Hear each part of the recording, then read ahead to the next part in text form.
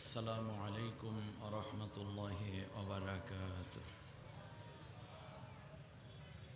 প্রিয় লোহাগাড়াবাসী, বীর চট্টলার সাহসী পুরুষেরা কেমন আছেন আপনারা? আলহামদুলিল্লাহ, আল্লাহ তাআলা আমাকেও ভালো রেখেছেন। একটু ক্লোজ করে দেন। হ্যাঁ, আরো আরো আরো আরো আর আমার সাউন্ডটা যেন আমার কানে ভালোবাসে। আলহামদুলিল্লাহ, আলহামদুলিল্লাহিল্লাযী হাদানা লিহাযা وما كنا لنهتدي لولا أن هدانا الله والصلاة والسلام على رسول الله من لا نبي بعده وعلى آله وأصحابه أجمعين.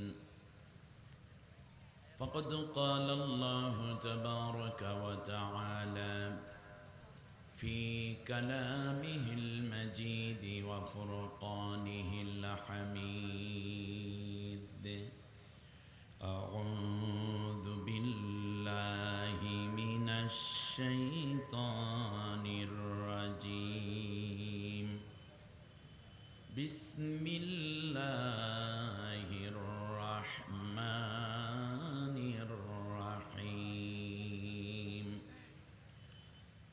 إن الله وملائكته يصلون على النبي يا أيها الذين آمنوا صلوا عليه وسلموا تسليما. اللهم صل على محمد وعلى آل محمد كما صليت على إبراهيم وعلى آل إبراهيم إنك حميد مجيد. তমসায় ঘেরা ছিল এ নিখিল জাহান, মানেনি ধরায় কেহ আল্লাহর বিধান। এলে নব আবতাব কাটিল আধার, প্রভাত পাপিয়া কুল উঠিল গাহি। বালাগাল উলা কাশাফাদ দুজা বিজামালিহি হাসনাত জামিউ খিসালিহি সাল্লু আলাইহি ওয়া আলিহি। বাংলাদেশের প্রাচীনতম ঐতিহ্যমণ্ডিত মুসলিম অধ্যুষিত জনপদ, যেখানে অন্য ধর্মের মানুষেরাও পারস্পরিক সৌহার্দ্য, ভ্রাতৃত্ববোধ এবং পরমত সহিষ্ণু হয়ে আবহমান কাল ধরে এই জনপদকে শান্ত রেখে যার যার মতো ধর্ম পালনে অভ্যস্ত হয়ে উঠেছে। ইসলামের ইতিহাসে যাকে বাবুল ইসলাম বলা হয়, বাংলাদেশের প্রেক্ষাপটে ইসলামের প্রবেশ দ্বার হিসাবে স্বীকৃত ঐতিহ্যমণ্ডিত এই জনপদের নাম বীর চট্টলা, এক কথায় চট্টগ্রাম।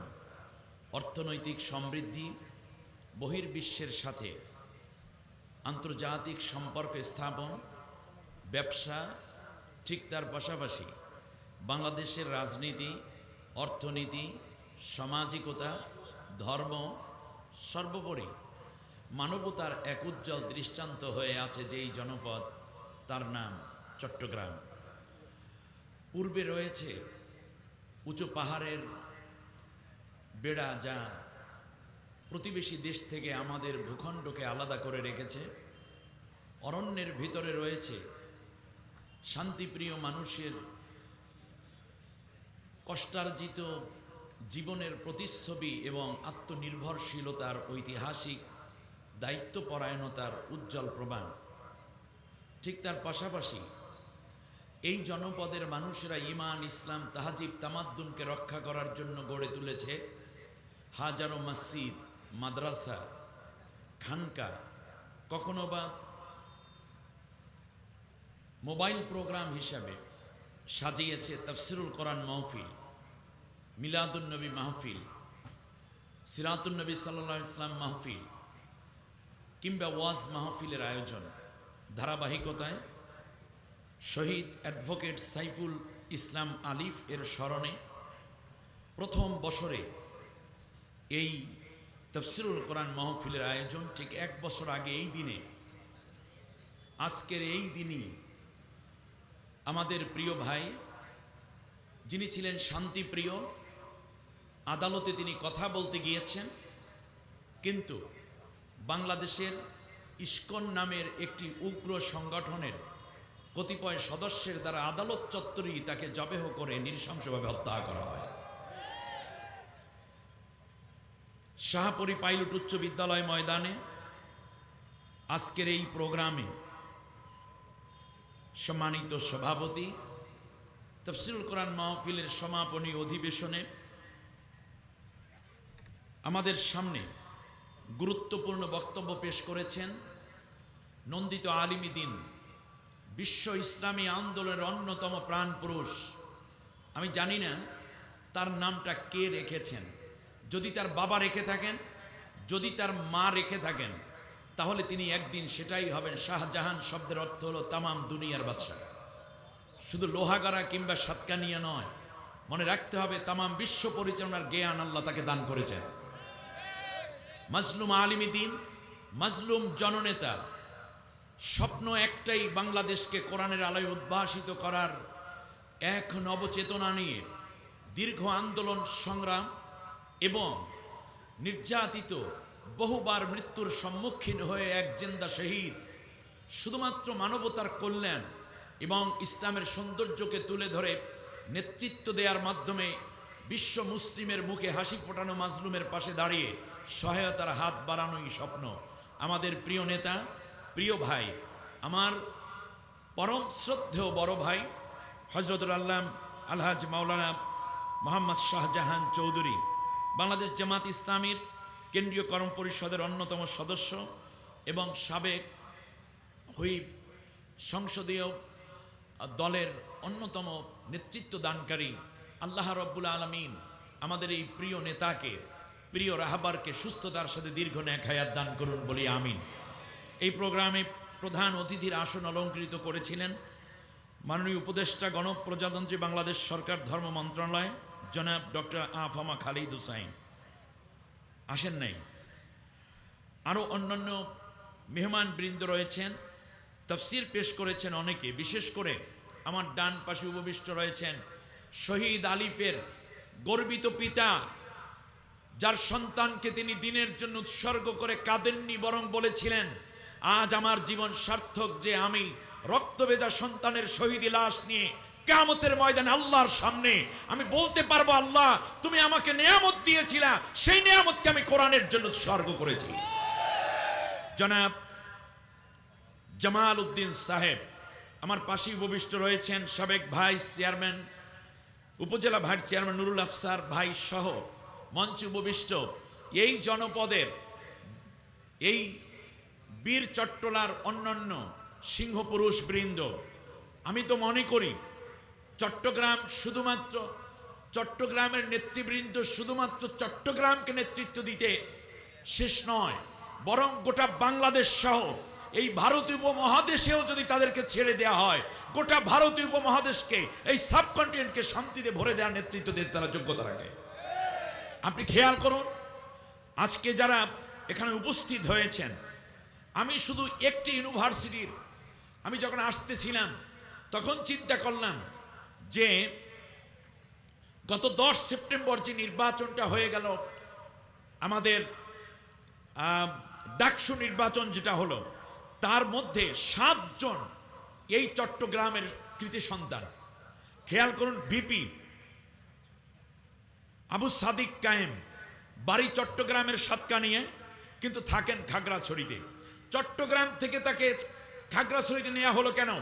তার কারণ খাগড়াছড়ির ওই অঞ্চল জুড়ে কখনো যদি বার্মা কিংবা ভারত কর্তৃক আক্রান্ত হয়, তাহলে নেতৃত্ব দেওয়ার জন্য যুব সমাজকে এগিয়ে আসতে হবে। বিদায় সাদিক কায়েম, আমি বিশ্বাস করি শুধুমাত্র ঢাকা ইউনিভার্সিটির ছাত্রদের টার্গেটে আল্লাহ রাব্বুল আলামিন তাকে ভিপির নেতৃত্ব দেননি, বরং পরবর্তীতে বাংলাদেশের স্বাধীনতা সার্বভৌমত্ব রক্ষায় যে বিচক্ষণতা দরকার, নেতৃত্বের যোগ্যতা দরকার, এই জন্য আল্লাহ তাআলা এই প্রাচ্যের অক্সফোর্ড হিসাবে পরিচিত ঢাকা ইউনিভার্সিটির তরুণ এবং মেধাবীদের নেতৃত্বের প্রধান জায়গা আল্লাহ তাকে বসিয়ে রেখেছেন। আমাদেরকে বুঝতে হবে, আমি সামনে আগাচ্ছি, একটু একটু করে যদি বোঝাতে চেষ্টা করি আপনি মনে করবেন এই সেটআপ বাংলাদেশের কেউ দেয়নি। বর্তমান যে সেটআপ এগিয়ে যাচ্ছে, এই সেটআপ আল্লাহ রাব্বুল আলামিনের তরফ থেকে বাংলাদেশের জন্য নিয়ামতপূর্ণ সেটআপ। এবার আসুন, জিএস হিসাবে রয়েছেন এস এম ফরহাদ, তার পাশের উপজেলা লোহাগাড়ায় তার বাড়ি, এইটাই এই লোহাগাড়া, কিন্তু তার বসত বাড়ি হচ্ছে রাঙামাটিতে। আলিমে দিন, হাফেজে কোরআন। এবারে আসুন, দুইজনই আলিম পাস চট্টগ্রাম বাইতুল শরফ আদর্শ কামেল মাদ্রাসা থেকে। এর মানে আল্লাহ রাব্বুল আলামিন তাদেরকে ইসলামী জ্ঞানও দিয়েছেন, আবার পারিপার্শ্বিক বাহ্যিক জ্ঞানের মাধ্যমেও আল্লাহ তাকে সমৃদ্ধ করেছেন। এবারে আসেন, মুক্তিযোদ্ধা ও গণতান্ত্রিক আন্দোলন পদে মহেশখালীর মেয়ে, খেয়াল করেছেন সেই সাগর পারে মহেশখালীর মেয়ে ফাতেমা তাসনিম জুমা। এরপরে হচ্ছে কমন রুম, রিডিং রুম এবং ক্যাফেটেরিয়া পদে সাতকানিয়ার মেয়ে উম্মে সালমা, সাতকানিয়ার ছেলে রায়হান উদ্দিন। এরা দুইজন আবার স্বামী স্ত্রী। শুধু তাই না, খাগড়াছড়ি থেকে এই বাংলাদেশকে রক্ষা করার জন্য দেশপ্রেমিক মানুষ দরকার, শুধুমাত্র মুসলিম হলে হবে না, এখানে অমুসলিমও দরকার। এই জন্য হেমা চাকমাকে এখানে আমরা দেখতে পাচ্ছি, তিনিও এই প্যানেলেই বিজয় লাভ করেছেন। এরপরে সর্বমিত্র চাকমা, সে তো এসে সর্বমিত্রতায় ভরে দিয়েছে যেন ছেলেটা। কি আখলাক, কি চরিত্র, কি নম্রতা, কি মেধা, কি তার চাহনি। বাড়ি হচ্ছে রাঙ্গামাটি। তার চেয়ে মজার আর একটা খবর দেই, সেটা হচ্ছে অন্তর্বর্তীকালীন সরকারের 16 জন উপদেষ্টা, যেটা 8 আগস্ট প্রেসিডেন্টের হাতে হাত রেখে, মানে তার মাধ্যমে যে শপথ অনুষ্ঠানটা হলো, 16 জন উপদেষ্টার মধ্যে 6 জনই শুধু চট্টগ্রামের প্রধান উপদেষ্টা। আপনারা চিনেন ওনার বাড়ি কোথায়? হাটাজারি, এই পাশে। নূরজাহান বেগম, ফারুকি আজম বীর প্রতীক, ফরিদা আখতার, সুপ্রদীপ চাকমা, ডক্টর আফামা খালিদ হাসান, বাড়ি কোথায়? সাতকানিয়া। এবার আমি অন্যান্য শ্রোতা ভাই বোনদেরকে আন্তরিক মোবারকবাদ জানালাম, মানে ফাঁকে কথা হয়ে গেছে তো সকলকে হয়তো অভিবাদন দিতে ভুলে গেলাম, আমাকে মাফ করবেন। অন্য ধর্মাবলম্বী ভাই বোনদেরকে আন্তরিক মোবারকবাদ জানাই। এখন বলতে পারেন যে হুজুর এই সব মিলাই আপনি নেতা সব এইদিকে দেখাইলেন, কারণটা কি? এবার একটা হাদিস বললে আপনারা সংক্ষেপে বুঝিয়ে ফেলতে পারবেন। আল্লাহর নবী বলেছেন, আন সাওবানা মাওলা রাসূলিল্লাহ সাল্লাল্লাহু আলাইহি ওয়াসাল্লাম قال قال رسول الله صلى الله عليه وسلم عصابتان من امتي احرزهما الله من النار عصابة تغزو الهند وعصابة تكون مع عيسى ابن مريم عليهما السلام। আল্লাহর নবী বলেন, আমার দুই দল উম্মতকে আল্লাহ রাব্বুল আলামিন জাহান্নামের আগুন থেকে পূর্ণ স্বাধীন করে দিয়েছেন। জাহান্নামের আগুন কোনোদিন তাদেরকে স্পর্শ করতে পারবে না। এক দল উম্মত হলো ইসাবাতুন তাকজুল হিন্দা, হিন্দুস্তানে একটা যুদ্ধ হবে। এই হিন্দুস্তানের যুদ্ধটাকে বলা হয় গাজওয়ায়ে হিন্দ। তাকজুল হিন্দা, মুশরিকদের সাথে মুসলমানদের একটা চরম যুদ্ধ হবে। এই যুদ্ধে যারা অংশ নিবে তখন হিন্দু মুসলিমের মধ্যে বড় একটা রক্তক্ষয়ী সংঘর্ষ হবে। এই যুদ্ধে মুসলমানগণ আগে আক্রমণ করবে না, বরং উস্কানিদাতা কিছু মুশরিকেরা সর্বপ্রথম আক্রমণ করে মুসলমানদের ঘরবাড়ি। নারীদের ইজ্জত সম্ভ্রম, কন্যাদেরকে ধরে নিয়ে গিয়ে ইজ্জত লুণ্ঠন, মুসলমানদের দোকানপাট সম্পদ তারা লুণ্ঠন শুরু করে দিবে। শেষ পর্যন্ত এই যুদ্ধে তারা জড়াতে বাধ্য হবে, মুসলমানরা যুদ্ধ করবে। এই যুদ্ধে যারা অংশ নিবে আল্লাহ রব্বুল আলামিন তাদের জন্য দোজখকে হারাম করে রেখেছে। আর একটা হলো ইসাবাতুন তাকুনু মা ঈসা ইবনে মারইয়াম আলাইহিস সালাম। আর একটা হলো ঈসা আলাইহিস সালামের সাথে মিলে যেই সমস্ত ইহুদি এবং ইয়াজুজ মাজুজ হয়ে দাজ্জালের বিরুদ্ধে যারা লড়াই করবে, ওই লড়াইয়ে যেই মুসলমানরা অংশ নিবে ওই মুসলমানদেরকেও আল্লাহ রব্বুল আলামিন জাহান্নামের আগুন থেকে মুক্ত করে রেখেছে। এই হাদিস শোনার পরে হযরতে আবু হুরায়রা রাদিয়াল্লাহু তাআলা আনহু দাঁড়িয়ে বললেন, ইয়া রাসূলুল্লাহ, আপনি আমার জন্য দোয়া করুন।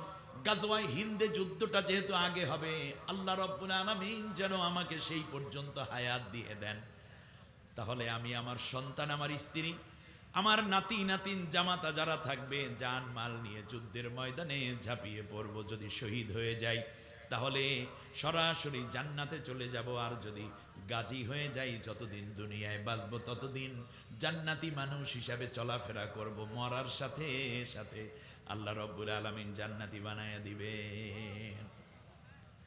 আল্লাহর নবী হাদিস বর্ণনা করতে গিয়ে কিছু সময় থেমে গেলেন। এরপর বিশ্বনবী আবার কিছু সময় কাঁদলেন, ফুবাইয়া ফুবাইয়া নবী কাঁদেন। কিছুক্ষণ পরে মাথা উঁচু করলেন। আল্লাহর নবীর চোখের পানিগুলো সাহাবীরা স্পষ্ট দেখতে পেলেন। নবী চোখের পানি মুছে মুস্কি একটা হাসি দিলেন। সাহাবীগণ আরজ করল, লিমা সানাতা হাদা ইয়া রাসূলুল্লাহ, ও নবী, একটা হাদিস বর্ণনা করতে গিয়ে কিছুক্ষণ থামলেন, আবার কাঁদলেন, আবার হাসলেন, এরপর আবার কিছু বর্ণনা করলেন, কিছু বুঝলাম না। আল্লাহর নবী বললেন, আমি নবী, তোমরা সাহাবী, আল্লাহ তাআলা আমাকে যা দেখান তোমাদেরকে তা দেখান না। মনে রাখবা, এই যুদ্ধটাই 1-2 দিনে শেষ হবে না, একটা দীর্ঘমেয়াদী যুদ্ধ হবে। এই জন্য আমি মাঝখানে থেমে বুঝাইয়া দিয়েছি এই যুদ্ধটা একটু দীর্ঘমেয়াদী হবে। নবী কাঁদলেন কেন? আল্লাহর নবী বললেন, এই যুদ্ধ বড় রক্তক্ষয় হবে, বহু জীবন বিনাশ হবে। আল্লাহ রব্বুল আলামিন আমাকে দেখিয়েছেন রক্তের উপর দিয়ে লাশ ভেসে যাচ্ছে, একজনের লাশ আর একজনের রক্তের উপর দিয়ে ভেসে যাচ্ছে, এত রক্ত বয়ে যাবে। সবশেষে সাহাবীগণ আরজ করল, ইয়া রাসূলুল্লাহ, তাহলে আপনি হাসলেন কেন? আল্লাহর নবী বললেন, হাসলাম এই জন্য, যুদ্ধ যতই দীর্ঘমেয়াদী হোক, যত বড়ই রক্তক্ষয়ী হোক, আর যত জীবনী সেখানে যাক না কেন, আমার আল্লাহ দেখিয়ে দিয়েছেন চূড়ান্ত পর্যায়ে আল্লাহ রব্বুল আলামিন মুসলমানদেরকে, আমার উম্মতকে তথা কোরআনের পতাকাকে আল্লাহ বিজয় দান করেছেন। এজন্য আমি হেসেছি। সেই যুদ্ধ কোন জায়গা থেকে শুরু হবে? আল্লাহ নবী সাল্লাল্লাহু আলাইহি ওয়াসাল্লাম সেই কথাটাই যেন ইঙ্গিত করেছেন। আমাদেরকে বুঝতে হবে, বুখারী শরীফ হাদিস নম্বর 19, এটা আধুনিক প্রকাশনী থেকে যেই এই হাদিসটা এসছে 3300 নম্বর, এই হাদিসটি আবার এসছে 3600 নম্বর, আবার এসেছে 6495 নম্বর, আবার এসেছে 7088 নম্বর, এবং ইসলামী ফাউন্ডেশন যেই বুখারী শরীফের অনুবাদ করেছে সেই জায়গায় 18 নম্বর এই হাদিসটি এবং 19 নম্বর হাদিসে সংযোগ করে দিয়েছেন। আমি রেফারেন্স দিয়ে দিলাম, আপনারা দেখে নিন। এবং এই হাদিসের মধ্যে রাসূল সাল্লাল্লাহু আলাইহি ওয়াসাল্লাম বলেছেন, ইউশিকু আইয়াকুনা খয়রা মালিল মুসলিমিন, যেভাবে আল্লাহ নবী বলেছেন তার দ্বারা আল্লাহ নবী সাল্লাল্লাহু আলাইহি ওয়াসাল্লাম কিয়ামতের পূর্বে ঈমান রক্ষা করার জন্য যেই জায়গাগুলো বিভিন্ন দেশে উল্লেখ করেছেন, সেই জায়গাগুলো উল্লেখ করতে নবীজি বলেছেন সেখানে পাহাড় থাকবে, ঝর্ণা থাকবে, সবুজায়ন থাকবে, প্রচুর বৃক্ষলতা থাকবে। বাংলাদেশের প্রেক্ষাপটে চট্টগ্রাম, খাগড়াছড়ি, বান্দরবনের চেয়ে পাহাড়, উচ্চ পাহাড়, ঝর্ণা, সবুজ এবং বেশি গাছগাছরাওয়ালা কোন নগরী বাংলাদেশে আছে বলে জনপদ আমার জানা নাই। আমি মনে করি সেই যুদ্ধের সূচনাই হয়েছিল আমাদের প্রিয় ভাই শহীদ আলিফের মাধ্যমে। আমি মনে করি গাজওয়ায়ে হিন্দের প্রথম শহীদ আমাদের আলিফ ভাই।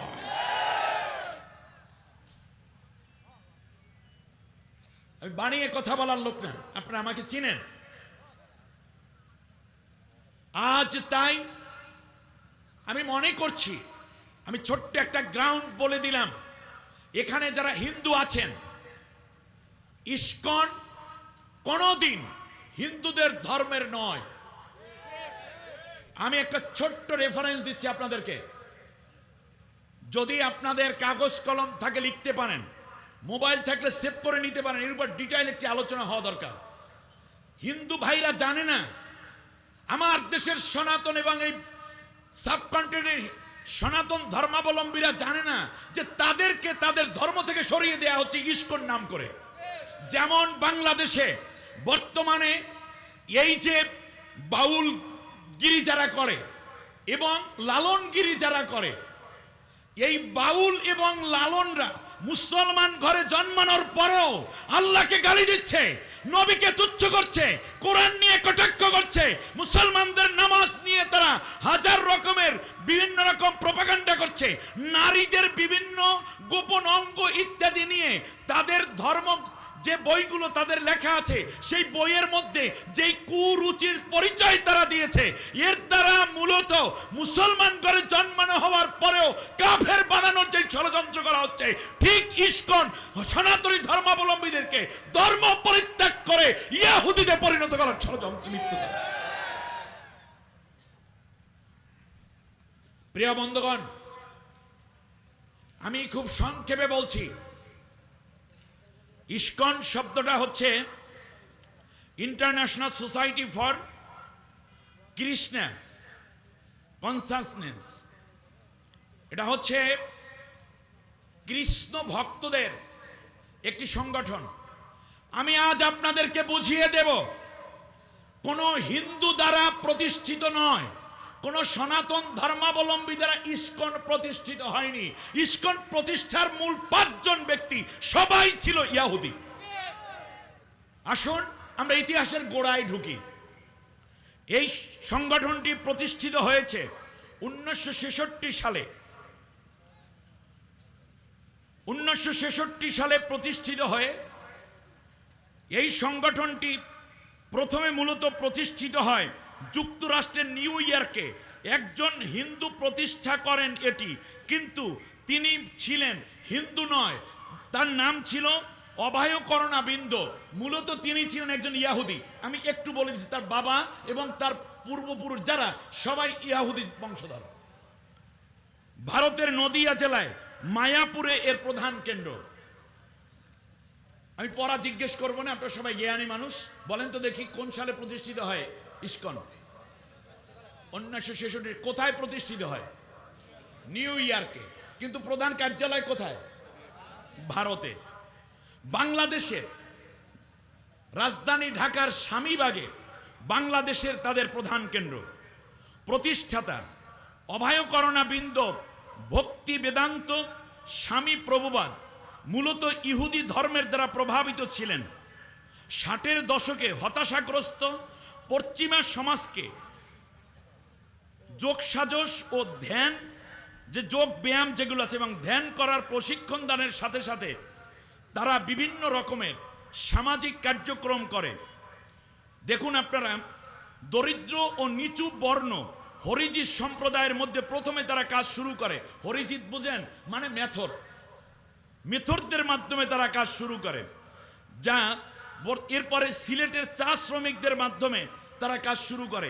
এদের পিছনে তারা বিলিয়ন বিলিয়ন ডলারের প্রজেক্ট হাতে নিয়ে বাংলাদেশকেও টার্গেট করে, যেটা ভারত বাংলাদেশ সহ, যেহেতু এই অঞ্চলে বেশি হিন্দু ধর্মাবলম্বী রয়েছে। ভারতীয় কীর্তনের ধ্রুপদী সুরের সাথে পশ্চিমা ঘরানার জনপ্রিয় সঙ্গীতের সুর তাল লয় এর সাথে মিল করে কৃষ্ণ কীর্তনগুলোকে শ্রুতি মধুর করে তোলা হয়। তাদের গানগুলো মানুষের ইয়াংদের বিশেষ করে একেবারে হৃদয়ের মধ্যে গিয়ে টাচ করে।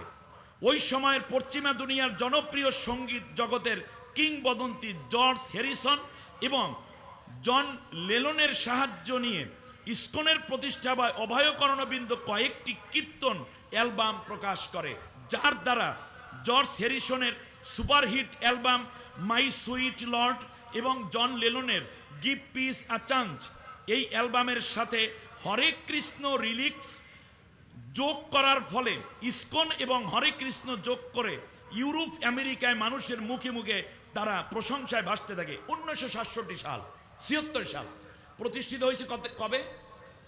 66।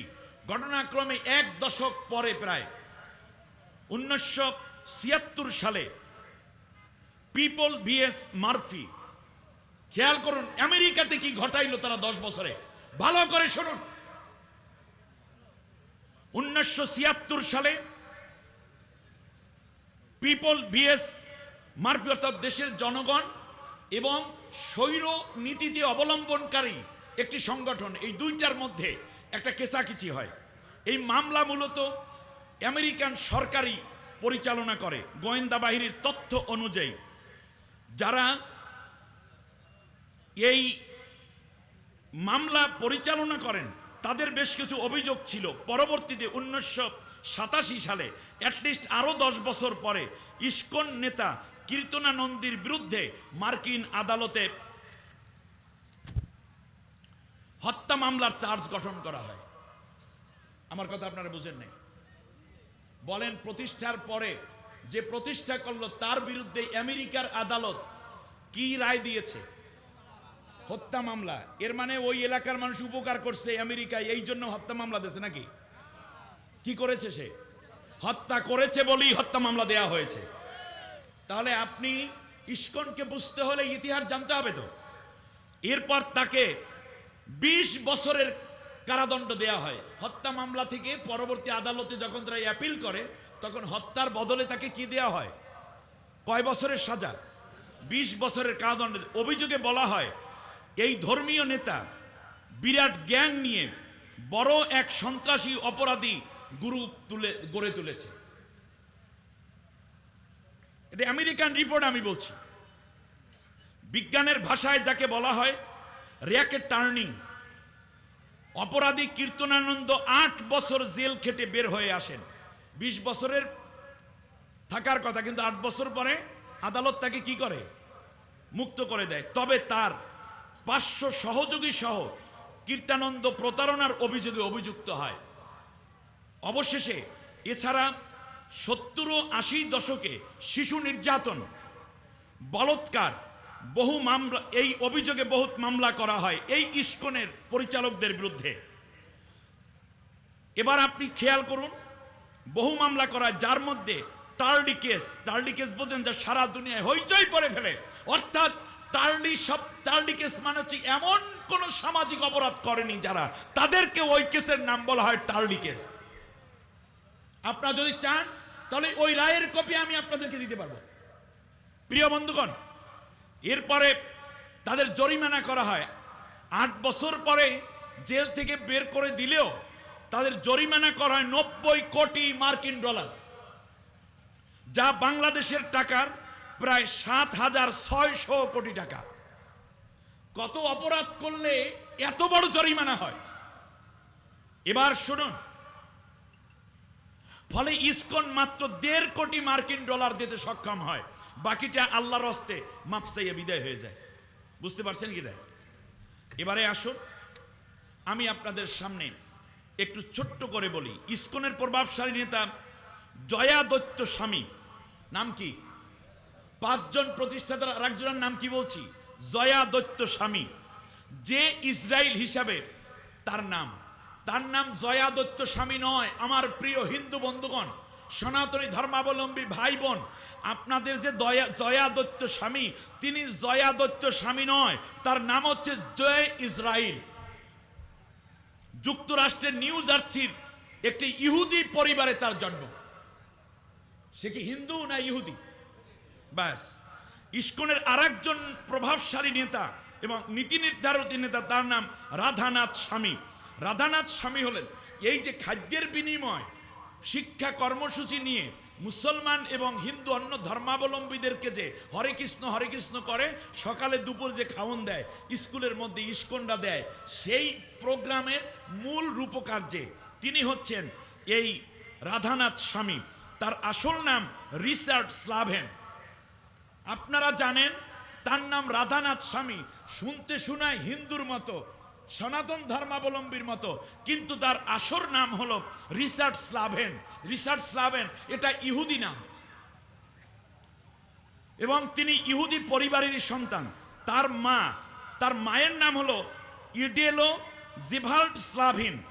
তারা রাশিয়া, রোমানিয়া, পোল্যান্ড ও লিথুনিয়া থেকে যেসব ইহুদি পরিবার রিফিউজ হিসাবে এসেছে আমেরিকাতে, তাদেরই সন্তান, অথবা বিভিন্ন রাষ্ট্র থেকে যারা ওখানে এসছে। ভারত এবং বাংলাদেশের স্কুল বাচ্চাদের দুপুরের খাবারের কর্মসূচিতে এই পরিকল্পনায় তিনি এটা নেয়। যে